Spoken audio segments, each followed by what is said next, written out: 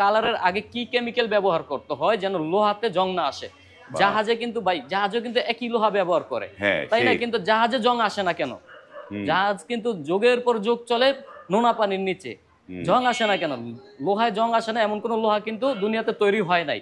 জং না আসার উদ্দেশ্য হচ্ছে হলো এইখানে একটা কেমিক্যাল মারে জাহাজের ভিতরে, দেখবেন তারা কেমিক্যাল মারে, পুটিং মারে। যদি আপনারা যাচাই করেন তাহলে আপনারা বুঝতে পারবেন।